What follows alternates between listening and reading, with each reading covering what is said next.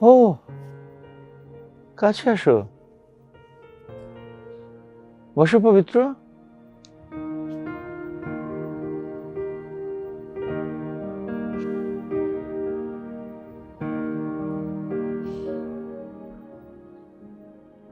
পবিত্র,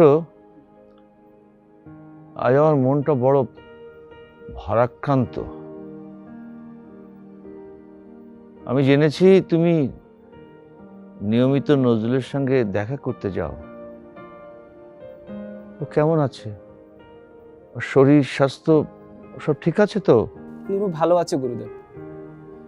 গত পরশুদিন আমি ওকে দেখতে গিয়েছিলাম। বাইরে থেকে অন্তত বোঝা যায় না, কিন্তু ভিতরে ভিতরে ও খুব ভেঙে পড়েছে গুরুদেব। না না না, ও ভেঙে পড়ার মতো মানুষ নয়।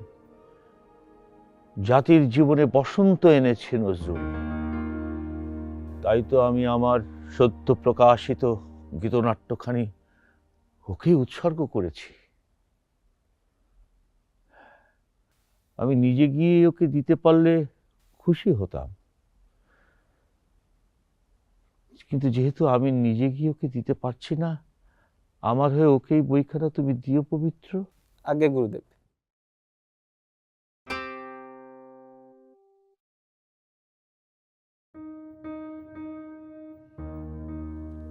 আমি বুঝেছি তোমরা কেউ কেউ নজরুলের উচ্চকিত লেখা পছন্দ করো না। বিদগ্ধ বাগবিন্যাসের যেমন মূল্য আছে, সহজ সরল তীব্র ও ঋজু বাক্যের মূল্য কিছু কম নয়। কিন্তু গুরুদেব, সহজ সরল তীব্র ঋজুবাক্য মাত্রই কবিতা বা সাহিত্য হয়ে ওঠে না। কখনোই নয়। তীব্রতাই যদি কাব্যগুণের আধার হতো, তাহলে তোমার প্রতিটি কথাকেই তো কবিতা বলা যেত।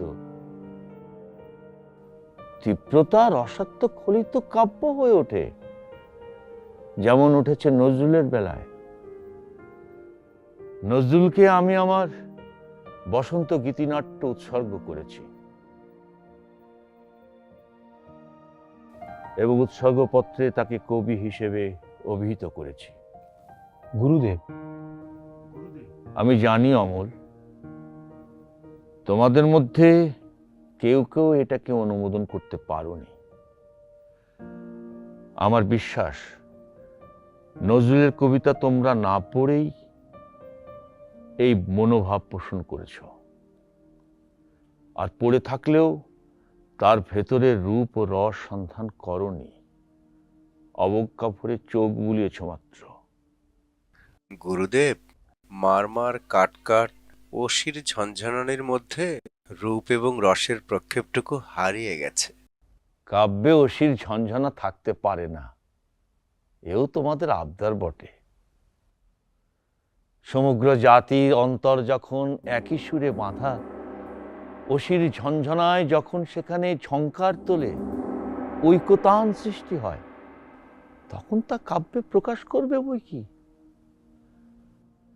আমি আজ যদি তরুণ হতাম, তাহলে আমার কলমও একই সুর বাজত। কিন্তু তার রূপ ছিল ভিন্ন। দুজনের প্রকাশ তো দুরকম হবেই, তা বলে আমার লেখা নজরুলের চেয়ে ভালো হতো সে কথা জোর করে বলবেই কি করে? যাই বলুন গুরুদেব, এই অসির ঝনঝনানি জাতির মনে আবেগে ভাটা পড়ার সঙ্গে সঙ্গে নজরুলের কাব্যেরও জনপ্রিয়তা মিলিয়ে যাবে। জনপ্রিয়তা কাব্য বিচারের স্থায়ী নিরিখ নয়, কিন্তু যুগের মনকে যা প্রতিফলিত করে তা তো শুধু কাব্য নয়, মহাকাব্য। পবিত্র, আগে গুরুদেব। তুমি কবে যাবে জেলখানায় নজরুলকে দেখতে? আজকে তো শনিবার, বুধবার গুরুদেব, মানে আমার ইন্টারভিউর দিন। হুম,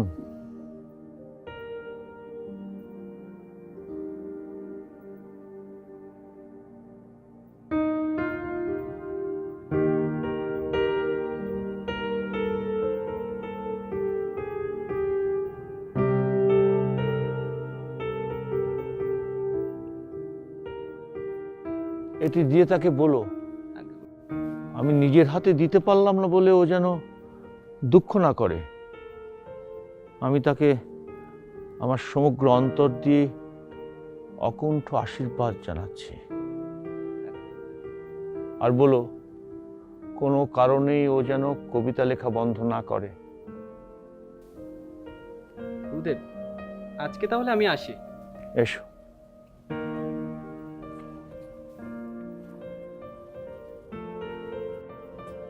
সৈনিক অনেক মিলবে, কিন্তু যুদ্ধে প্রেরণা যোগাবার কবিও তো চাই। তোর জন্য একটা মহা আনন্দের খবর আছে, আর এতটাই আনন্দের যে তুই কল্পনাই করতে পারবি না। তা কি খবর নিয়ে এলি? তোর জন্য একটা উপহার আছে। এই দেখ, কবিগুরু এই বইটা তোর জন্য উৎসর্গ করেছেন। দাঁড়া দাঁড়া দাঁড়া, তুই কি বলছিস? গুরুদেব আমার জন্য এই বইটি উপহার পাঠিয়েছে? আরে পাগল, তুই দেখ, নিজের চোখে দেখ, কবিগুরু নিজে স্বাক্ষর করে দিয়েছেন। দেখ। না না, আমার বিশ্বাস হচ্ছে না। হ্যাঁ, কবিগুরু নিজে স্বাক্ষর করে দিয়েছেন। তুই কি বলছিস? এ যে অবিশ্বাস্য!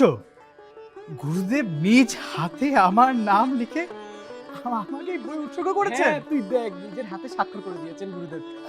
আমি মেনে নিতে পারছি না। What happened to the inmate?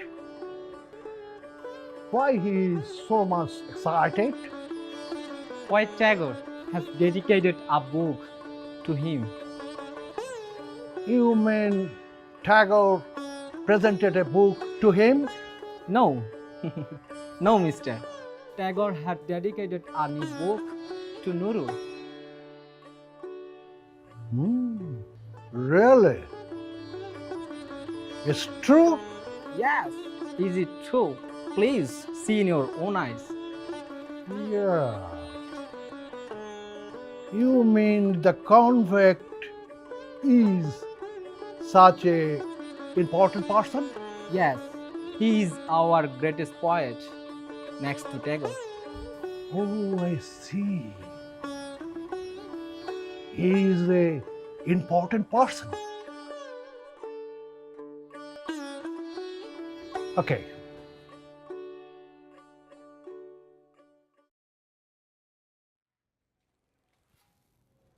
Go near to him.